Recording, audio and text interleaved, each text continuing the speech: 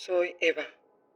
Estoy atrapada en un lugar horrible, oscuro y putrefacto, sosteniendo el cuerpo sin vida de un hombre. Pero antes les contaré cómo llegué aquí. Crecí en un hogar machista. Mi padre era un alcohólico que le daba mala vida a mi madre, mi hermana y a mí. Vivíamos con la incertidumbre de ser maltratadas en cualquier momento. Eso me llevó a tomar la decisión de irme a un convento cercano. Le pedí a Dios constantemente que me diera la oportunidad de escapar de casa y que a cambio yo le serviría el resto de mi vida en ese convento. Al cumplir 16 años, obtuve el permiso de mi padre para irme al claustro y a pesar de sentir pena por dejar a mi madre y hermana, confieso que sentí gran alegría y emoción por finalmente abandonar a mi padre abusivo. Todo el inicio fue lindo para mí. Sentía que mi vida tenía un propósito y estaba dispuesta a cumplir la promesa que le hice a Dios de servirle el resto de mi vida. Pasaron algunos meses y aunque la disciplina era pesada y las rutinas en el convento eran agobiantes, todo era mucho mejor que haber seguido en casa. Una noche sentí la necesidad de bajar a la capilla a hacer mis oraciones. Quería agradecer a Dios porque todo iba muy bien. Estaba con mis ojos cerrados y de rodillas al altar. De pronto, escuché pasos de varias hermanas. Venían rezando y me emocionó la idea de no estar allí sola. Simplemente las vi de reojo y se sentaron en las banquetas atrás de mí. Una de ellas empezó a llorar, luego otra y otra. En un momento solo escuchaba llantos, sollozos y lamentaciones. No quise ser entrometida y traté de concentrarme en mis oraciones, pero su llanto aumentaba y empezaron además a susurrar extrañamente. Luego un viento escalofriante invadió el lugar y apagó la mayoría de los velones. Quedamos prácticamente a oscuras. Sentí que una de ellas tocó mi hombro y me dijo al oído, ayúdame. Entonces miré hacia atrás, pero no había nadie.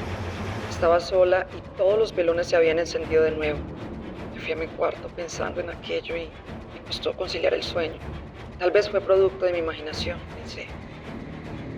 Días después, me encontraba leyendo en mi habitación y ya anochecía. Luego de mis oraciones de agradecimiento a Dios, trataba de conciliar el sueño, pero algo extraño pasó. Empecé a escuchar un leve llanto. Parecía muy lejano. Recordé el evento de la otra noche en la capilla. Me tapé de pies a cabeza y empecé a rezar, mientras el llanto se acercaba, hasta escucharlo vívidamente afuera de mi habitación. Me levanté temerosa y me acerqué a la puerta y con temor pregunté, ¿quién eres? ¿Necesitas ayuda? Luego de un momento de silencio, una voz de alguna hermana muy joven me dijo, sal, acompáñame a la capilla. Le dije que era muy tarde, que la Madre Superiora nos podía castigar, pero no obtuve respuesta.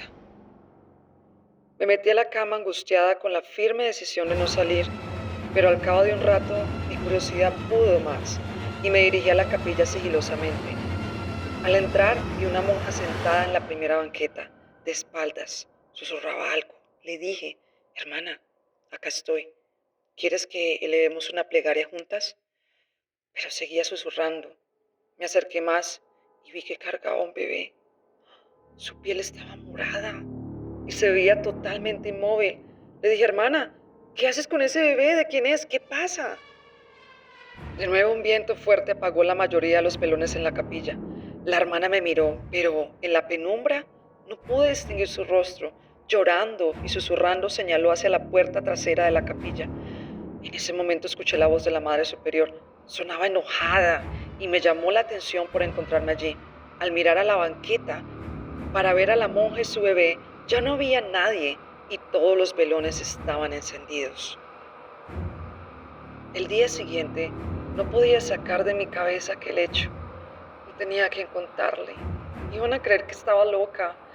Lo guardé solo para mí y aunque me atormentaba, no había nada más que pudiera hacer. En la tarde empezó a caer una gran tormenta en la zona. Todo estaba oscuro y era mi turno de asear los corredores. Me encontraba en un pasillo cerca a la capilla.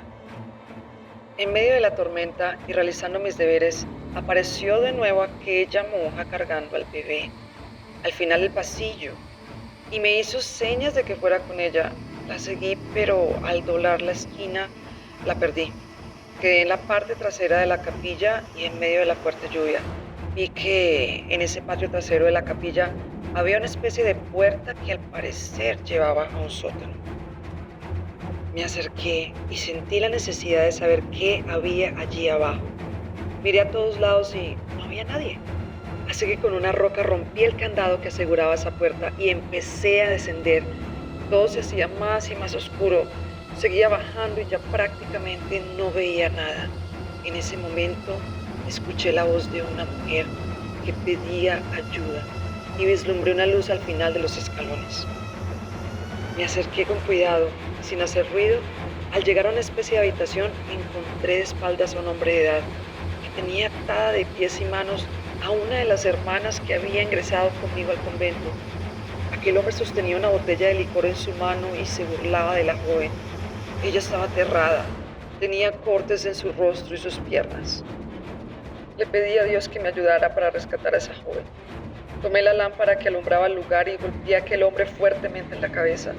La lámpara se rompió y toda en esa habitación empezó a incendiarse. El hombre, al verse malherido, se lanzó a un pozo que había en un rincón. Me apresuré a ayudar a la joven monja, pero su ropa también estaba en llamas y el humo en ese lugar empezó a nublar mi visión. Resbalé y caí al pozo por donde había escapado aquel cobarde. Al abrir los ojos, vi a mi padre con su rostro cubierto de sangre. Miré a mi alrededor y había cadáveres descompuestos de monjas. Algunas estaban encadenadas y en estado de embarazo. Allí aterrada comprendí todo. ¿Qué monstruo era aquel que llamaba padre? No sé cuántos días han pasado. Sigo aquí, tratando de salir de toda la oscuridad.